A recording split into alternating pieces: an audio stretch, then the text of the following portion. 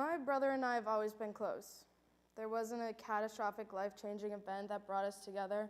We just started like this. But when something did happen, our bond just grew stronger. From playing hockey to not being afraid to leave home, Christian has never shown his fear. Although, as a kid, I would make fun of him for stupid things, not letting his food touch on his plate, or his long curly blonde hair, or how he was totally unable to grow facial hair. I didn't know at the time that it was all just part of him finding out who we wanted to be. Our favorite memory together is at 9 Hampshire Road in Peabody, Mass. A white house with a red front door set our stage. We had the perfect front and backyard where we did live pitching for baseball, which eventually turned into a wiffle ball field with set bases and automatic win points set throughout the rest of the yard. Although it was a dream come true from our parents that we loved the backyard, our favorite part of the house was in the front, but only when it snowed. It was the winter of 2012. School was shut down for days, and my dad didn't have a job at the time, so he was always home. That meant that my brother and I would be outside with my dad, trying to clear our driveway and our neighbor's driveway in case we wanted to get out. The snow was taller than me at this time, which didn't take much, but it was overpowering the neighborhood. Christian and I were beyond excited about these days. My dad was up around 5 a.m., already making snow piles that were just to be added to. Around 8 a.m., I woke up to the white snow covering every part of the neighborhood I could see from my 2 windows. I decided to run down the bowling alley-like hallway to my brother's room, the dark pitch black room covered with a blue comforter and blue screens. I knew he was still knocked out. I created a plan to jump perfectly in the little area he had left for the dog minutes before. As I jumped, though, he started to violently push me off the bed. I realized at that moment it probably was not the best way to wake someone up. But as I laid on the floor, I decided to just get back up and instead of starting a fight. I ran back down the hallway screaming, "Get up, there's already so much snow." I opened my closet door that doubled as a full-size mirror, grabbed my hat, jacket, gloves, while rushing down the front stairs. I found him already trying to shovel out the way so that we could get out. Shoveling the walkway, my brother and I waited for the time that my dad yelled over to us that he was done. While waiting for that time, though, we switched off who shoveled and who tried to push the other one in the snow surrounding us. There was no care in the world that day but what we were doing in that moment. Occasionally, my mom would come outside from doing work with the dogs, and they would pounce through the snow with us, barking until we threw snow up in the air. They would love to catch it. It didn't matter how old any of us were that day. We were all just part of the biggest wrestling match to ever take place. Finally, when my dad called to Christian and I, we sprinted to the garage. Rummaging through our dad's big boots, the plastic sleds were hidden in back. The snow pile was different than others. It was so much bigger. There was more ice, making it faster as we went down as well. Getting a running start, Christian took the first plunge. Spinning into the street, he laughed. Next, I got out of the sled, but my dad came back out of the garage. He said, while smashing me with the hard, icy snow, "The snow slowed down. We have to make this more interesting." So he hit me with the pellets of snow coming from the blower, and I continued to spin in the street with Christian. We did this for about an hour, running and pushing each other into the snow, but I can say confidently that I was stronger than him at this age. But definitely not now. So, Christian, when we both come home next year for Christmas break, and it's snowing, please don't ask me to wrestle, because 1, I will say yes, think I'm still stronger than you, even though I'm about a foot shorter and the younger sibling. And 2, because yes, I will say yes, most likely leading to me get hurt. That memory of not only my brother, but my whole family makes me smile every time. My brother and I were not smiling all the time when we were together. The moments that led up to leaving for school every morning for about 10 years were chaotic. Fighting in the bathroom every morning, we were always battling, and it killed my mom. What I don't think she realized was, for those 10 years, my brother was soon to leave home. Starting high school at Pingree, my parents were still able to drive him, and I was still able to sit in the back seat, getting more and more frustrated every single minute that he was late. But after 2 short years, he got his license and transferred to St. John's Prep. Christian was out of the house sometimes before I woke up, and I wouldn't see him at night, especially during hockey season. The only good thing about this transfer was that I started my new journey at Brooks. I was that freshman who would go home right after practices and not come until 7:59 the next morning. Christian, though, ended up going to 3 high schools, as he did a postgraduate year at Phillips Andover while playing hockey. This switch wasn't difficult, though. Even with him living at school, we were closer than we had been for 4 years, since we went to the same school. This time, I was able to pick him up on my way home from school on Friday nights once he was done with practice, and we would hang out all night.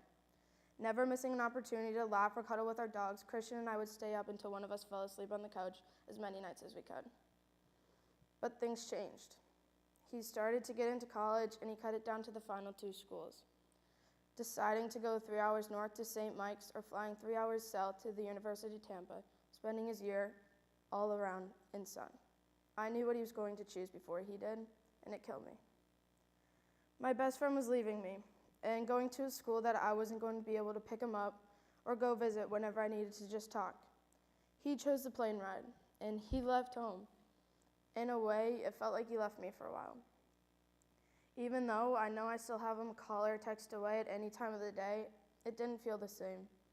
The comfort of a hug isn't there anymore, only available to me for the month he was home for Christmas break, and hopefully the sweet summer nights we'll spend together soon. I know that I don't have as much time with him anymore, so I try to take in every moment that I can with him, because in the fall, I will leave home soon. My home will feel overwhelming to my parents, and extra empty for my dad when he comes home from work, but instead of knowing that I'll be home in a few hours, that I'm away. I don't know how it would feel specifically, but I do know it's hard for them when my brother and I go away for a few nights, so I can only imagine. When Christian left, I cried a lot, not because he was leaving necessarily, but because of all the memories we had together. I knew that we wouldn't be spending random nights staying up late to talk about whatever's been going on lately. I would not be able to just go lay in his room and cry on his floor while he comforted me, telling me that everything will be okay, that no matter what, where we go in life, we'll have each other. Remembering that through my senior year, I would write his initials on my wrist before field hockey games and wear my University of Tampa shirt to every hockey game. And for softball, I returned to writing his initials on my wrist. I know that he's always with me, and that's what's important moments in life as he could. But he's still trying to find himself, just like he was 7 years ago when we were fighting for the bathroom. Christian has always been my biggest supporter, so when he wasn't able to make my field hockey senior game in the fall, he was devastated. With an unexpected FaceTime call from him immediately preceding the celebration of me and 12 other seniors that would be moving on from the Brooks field hockey next year, I cried a lot. He told me he was proud that I found another sport and found my passion with it. He apologized for not being able to be there to hug me while I reminisced about the past 4 years on the Anna Trusty Memorial Field, but I felt his presence. When hockey senior game rolled around, I didn't realize that he wouldn't be in attendance with basically my entire family until Sharp said to us in her pregame speech, "Take a picture with your brother." It hit me. With my entire team surrounding me, I felt my stomach drop and my throat close. Caroline O'Keefe saw the tears start to fill in my eyes, and I'm pretty sure she knew that there was something wrong in that moment. She looked at me after Sharps had finished her speech and made sure that I was okay without bringing too much attention to the fact I was crying 40 minutes before our final game. Warming up, Christian actually texted me saying, "Good luck, kid. Love you. Play your heart out." So, with my U Tampa shirt on, I played this game not only for my parents and the other seniors on the team, but for him. For the fact he couldn't be in attendance again.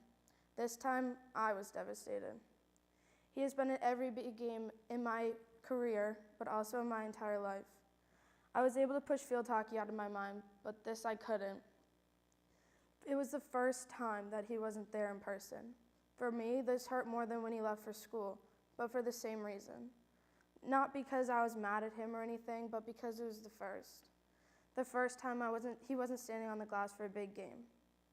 I wore that same black shirt the next Wednesday and Saturday, but Saturday's game was different.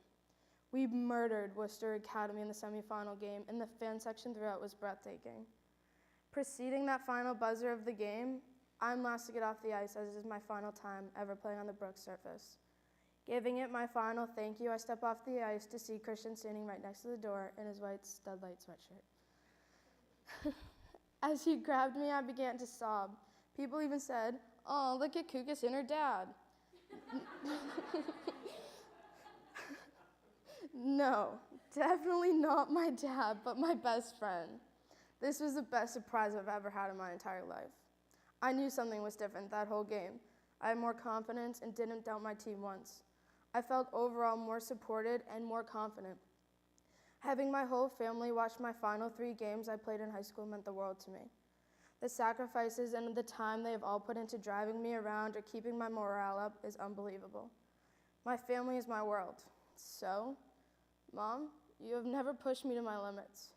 And you always see the positive side of things, maybe even when I would rather just your support. Without you pushing me, I probably would have quit hockey and everything I love a long time ago, just from some minor injuries.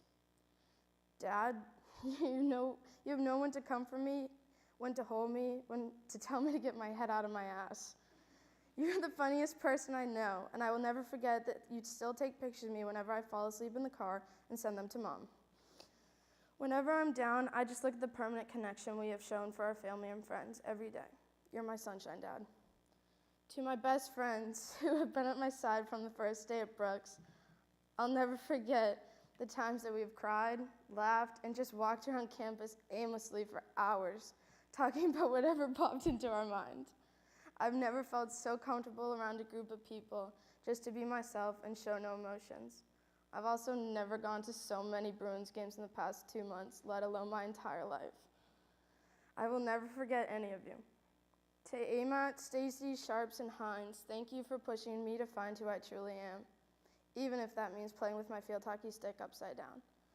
To not only Miss Davies, but also Gabby Hillner, who pushed me through the hardest times in my life sophomore year, never doubting that I too would find my way in this world. Sitting in the warm Latin room on the 3rd floor of the Link was something once seemed terrifying for me, but definitely not a place to open up about my life. But after some guidance from Gabby, it soon became a place of comfort and relaxing for me every week. And finally, to Christian. Thank you for teaching me that being yourself and being true to who you are is the best way to be. Your dedication and passion for the things that you love have inspired me to do everything that I do today. I've looked up to you from the moment I was able to talk. I don't really think that you know how much I turn to you. Whether I ask you for your help or not, I think in every situation, what would Christian do? And roll with what my body tells me. You've given me back my reason to smile, to be happy, and push through the pain. You have taught me some of the most meaningful lessons in life, like what it means when you fail, because you get right back up but stronger, and what it truly means to have a best friend. I want you to know you'll always be my best friend, no matter how far apart we may be for the next 4 years of our lives or the rest of it. I can't wait for our family events this summer and the long drives we take together. I love you. Thank you.